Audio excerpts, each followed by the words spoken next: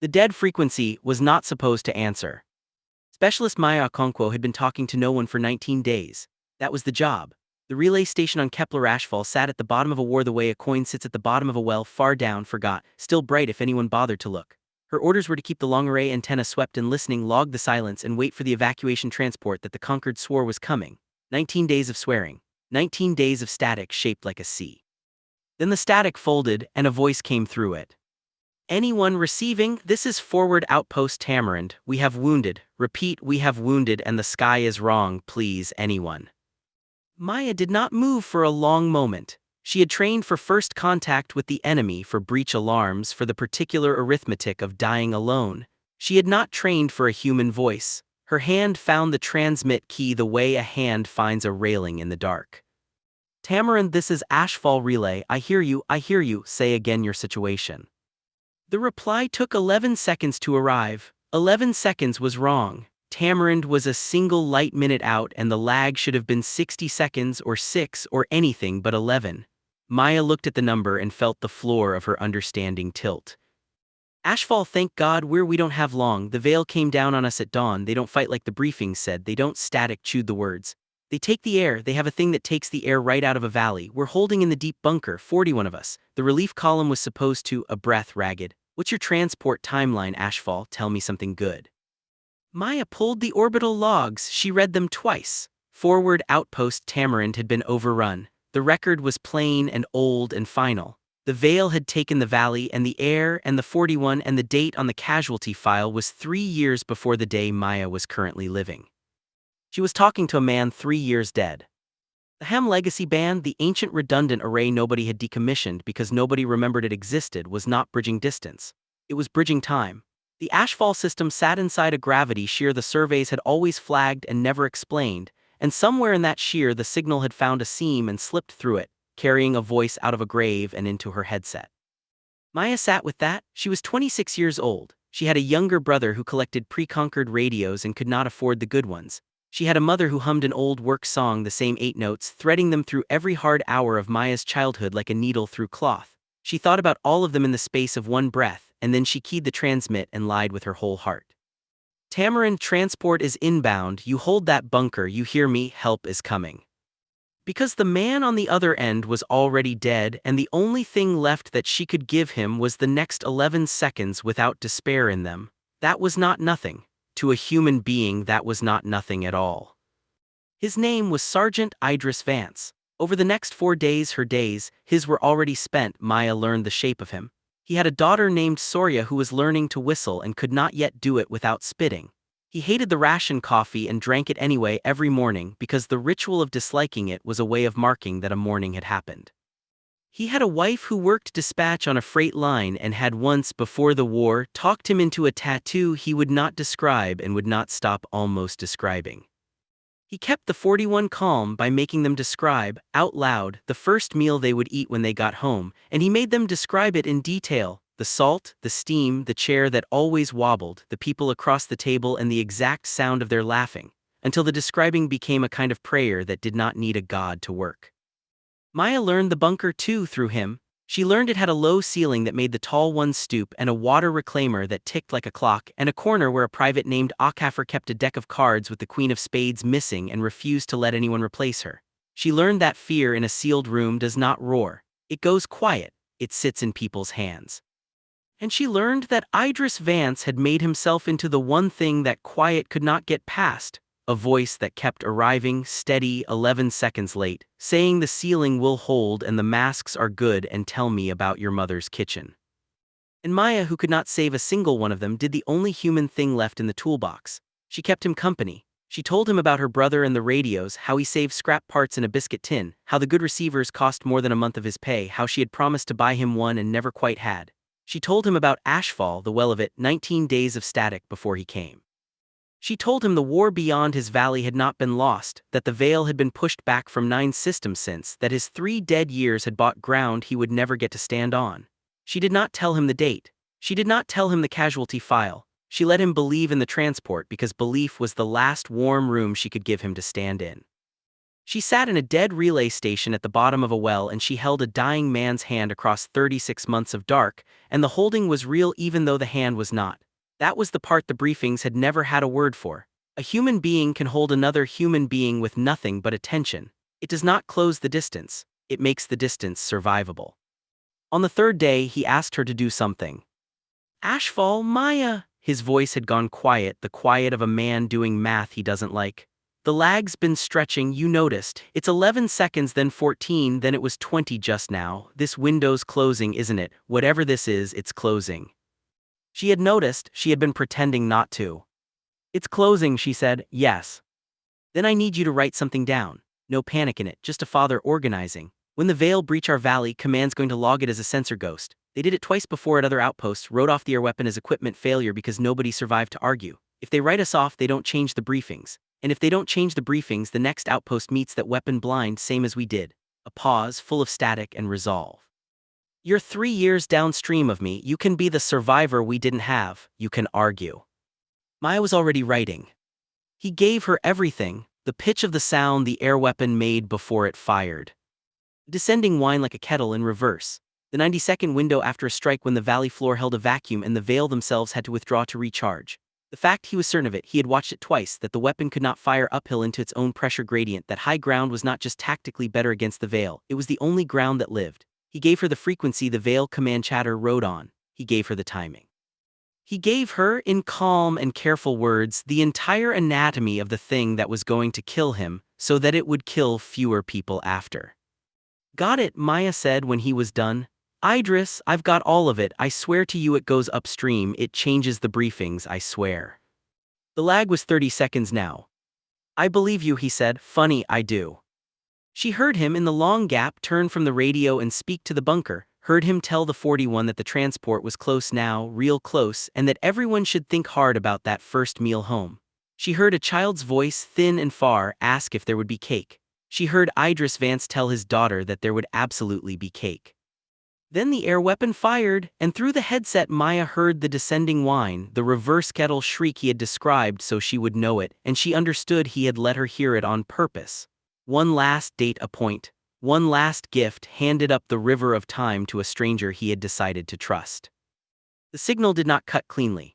It thinned. The 41 voices in the bunker did not scream, they were already singing, some old song, holding the notes against the silence that was coming for the air in their lungs. The lag stretched a minute to two to the length of a life. And then the Ham Legacy band was only static again, static shaped like a C, and Myra Conquet was alone in the relay station with a notebook full of a dead man's evidence, and a promise sitting on her chest like a stone. The evacuation transport arrived 11 days later. The officer who debriefed her was not unkind.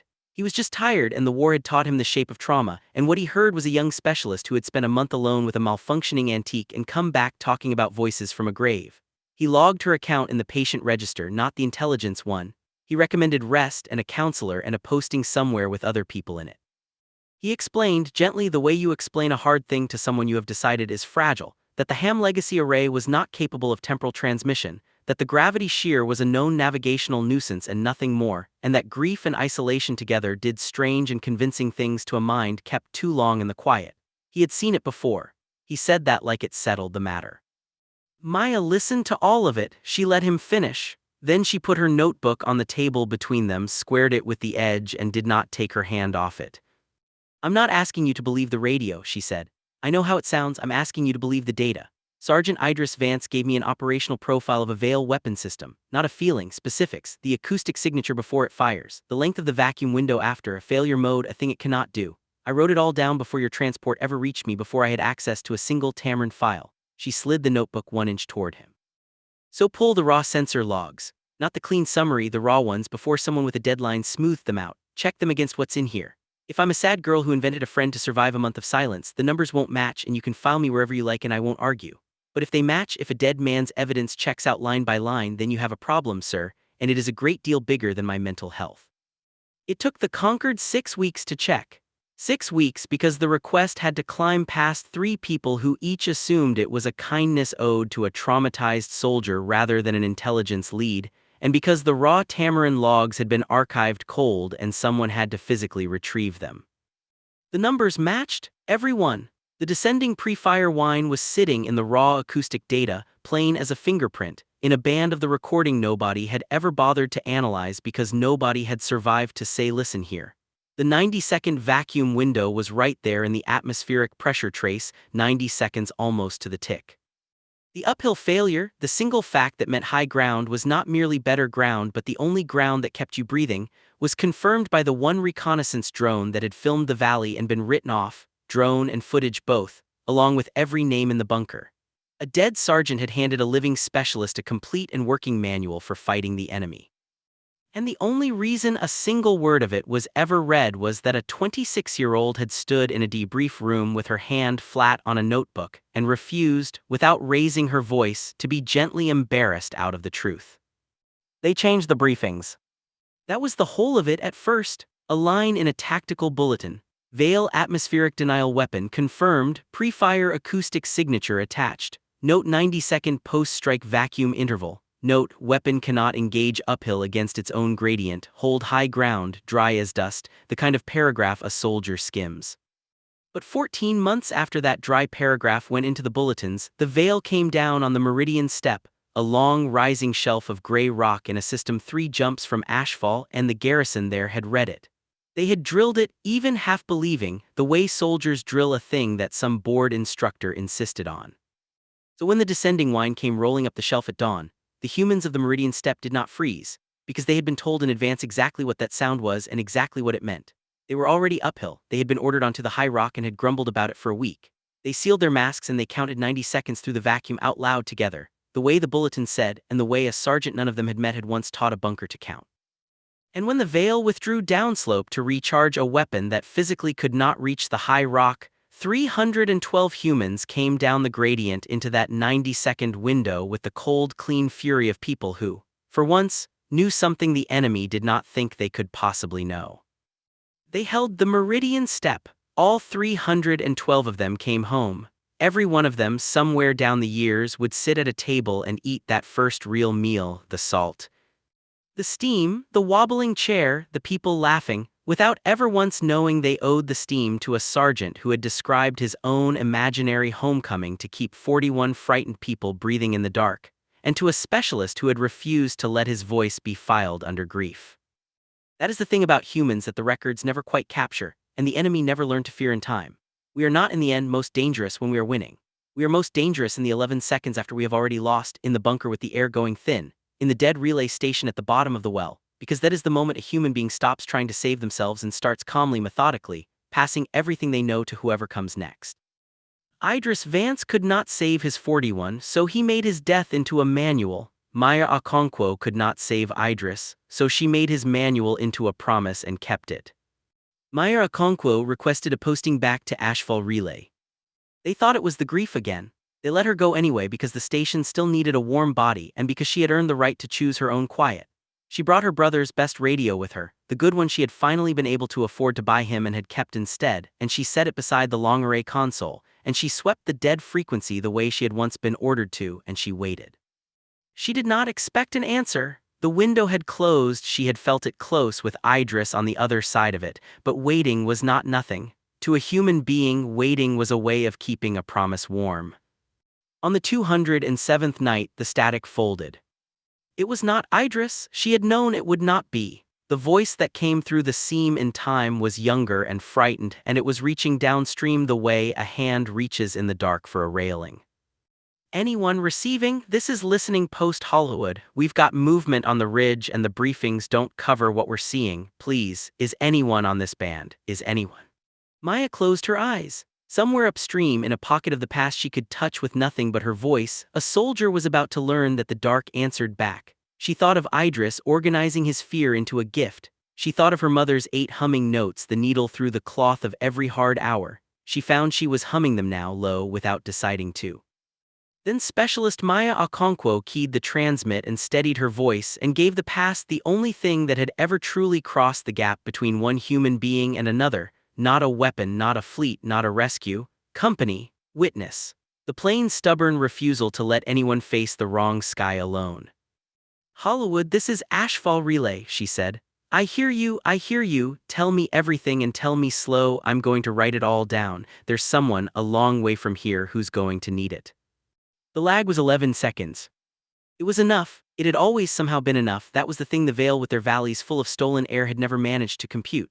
You could take the atmosphere out of a world. You could not take the voice out of a human being who had decided to keep talking. Across 3 years of dark, across a dead band nobody remembered, down a well at the bottom of a war, the answer kept coming, 11 seconds late and absolutely certain. I hear you, help is coming, hold on.